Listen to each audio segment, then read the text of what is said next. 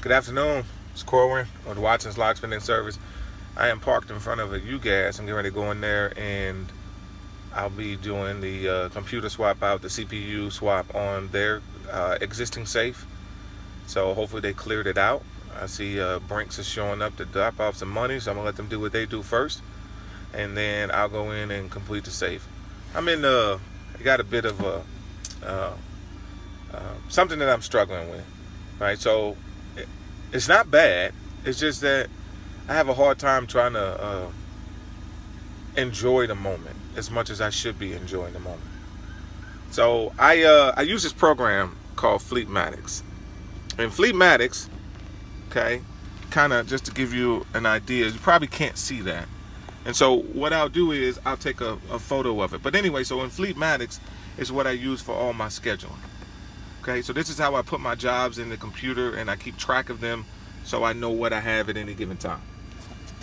So here is a list of jobs. I know you can't really see that, but it's a list of jobs, and it'll tell the amount that I have to do, which job it is, address, so on and so forth. If I invoiced it, if I haven't invoiced it, and allow me to do it. So then when I go to my dashboard over here, this keeps track of everything. So once it's been invoiced, it'll keep track of it. So you see, we didn't get this program until September, so you see these numbers, we weren't able to put it in. So of course we weren't going to go back and backtrack and put all of those numbers in there at that point. But from September when we started, we were able to put about $5,000 into the tracking system. And in October, there was only about $1,600 in the tracking system because one wasn't very diligent in putting those numbers in. And then I was away for 2 weeks anyway. But we were at that time, I think we were doing about $5,000 a month or a week or so, give or take. So between $3,000 and $5,000 a week. So here for the month of November, we're in December now, but the month of November, I wasn't able to add all my jobs in just yet. Okay, so they still get invoiced and I'll still be paid for them for the month of November, but I wasn't able to put it into the system because I'm trying to balance doing the work schedule and the dashboard at the same time, the jobs, and put it all into here. But sometimes I'm on the go and I get these calls while I'm already out, and then I'll just say, okay, well, just go ahead and send it to my service email address, and they'll send it to the service at Watson's Locksmithing address, and then I'll get it and then I'll just read it and I'll go to that location and complete the job. And then I have my own set of sign-off sheets inside of the car, so I have them sign that, not the originals. So anyway, so what I'm saying is there's a lapse, there's a delay in between when I get the job, complete it, and then put it into the dashboard. So I just looked at it today and realized that we've hit $16,000 thus far. That was for the month of November. Now, it's more, but I haven't been able to enter it into the dashboard again.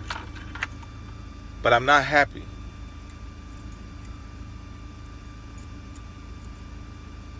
You think, like, I remember, like, when you make like, say, you know, you work for a job and say you make between $3,500 and $4,000.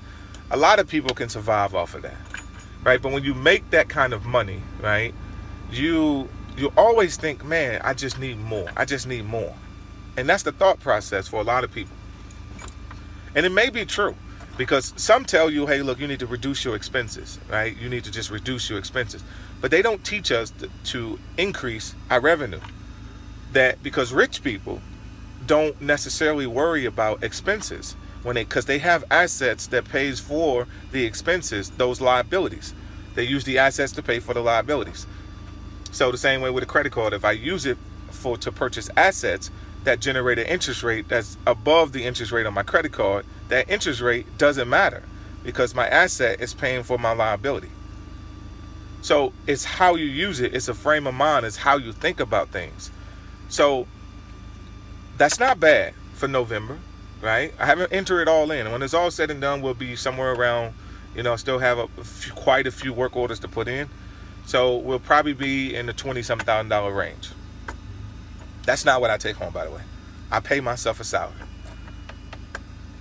So with that being said, I guess that's what it is. It's like now I'm thinking differently. Whereas before, hey, look, when I mix my personal and my business, if I made $25,000 a month, I made 20 on my Debo. I made 20. I got about $25,000, but I don't. So the company made it.